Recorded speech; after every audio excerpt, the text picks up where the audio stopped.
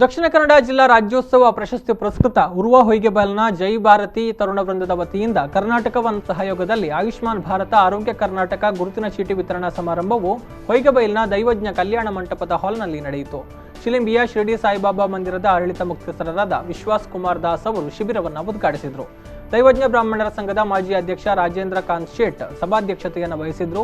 ಮುಖ್ಯ ಅತಿಥಿಗಳಾಗಿ ಕಾರ್ಪೊರೇಟರ್ ಗಣೇಶ್ ಕುಲಾಲ್, ನ್ಯಾಯವಾದಿ ರಾಜೇಶ್ ಅಮಟಾಡಿ, ಜೈ ಭಾರತಿ ತರುಣ ವೃಂದ ಅಧ್ಯಕ್ಷ ಸತೀಶ್ ಪೂಜಾರಿ, ಸಂಘದ ಗೌರವಾಧ್ಯಕ್ಷ ಶೇಖರ್ ಶೆಟ್ಟಿ, ಕಾರ್ಯದರ್ಶಿ ವಿಕ್ರಮ್, ಸತೀಶ್ ಶೆಟ್ಟಿ ಕುಡಿಯಾಲ್ ಬೈಲ್ ಉಪಸ್ಥಿತರಿದ್ದರು.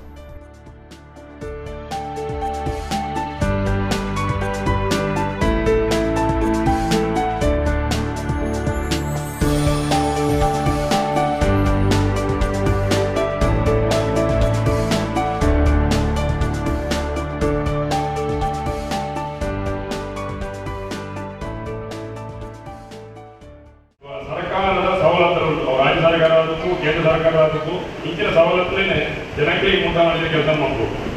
ಅವು ವಿವಿಧ ರೀತಿಯ ರಿಸರ್ವೇಷನ್ ಮೈನಾರಿಟಿನಾಗೆ ಬೇರೆ ಕೊಡು, SC/STನಾಗೆ ಬೇರೆ ಕೊಡು, ಬೇರೆ ಬೇರೆ ಸವಲತ್ತುಗಳು ನಮ್ಮ ಜನಗಳಿಗೆ ಬಗ್ಗೆ ಮಾಹಿತಿ ಕೊಡಿ.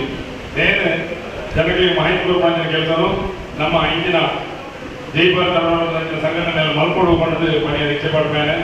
ಜನಕ್ಕೆಲ್ಲ ಕಷ್ಟ ಬಂದಿಗೆ ನಿರಂತರ ಸ್ಪಂದಿಸಲು ಬೈದರು. ಒಂದು ಉತ್ತಮ ಒಂದು ಕಾರ್ಯಕ್ರಮ ನಿಗಲಿದ್ದ ಪಾಡಂದರೆ ಇದರೊಟ್ಟಿಗೆ ಆ್ಯಕ್ಚುಲಿ ಆರೋಗ್ಯ ತಪಾಸಣಾ ಶಿಬಿರ ಮೊದಲಿತ್ತು. ಎಂಗಲ್ ಮಾಡಿ ಸಾಯಿಬಾಬಾ ಮಾತ್ರ ಆಯುಷ್ಮಾನ್ ಕಾರ್ಡ್ ಆರೋಗ್ಯ ತಪಾಸಣಾ ಶಿಬಿರ ಪ್ಲಸ್ ಕೊರೋನಾ ತಪಾಸಣಾ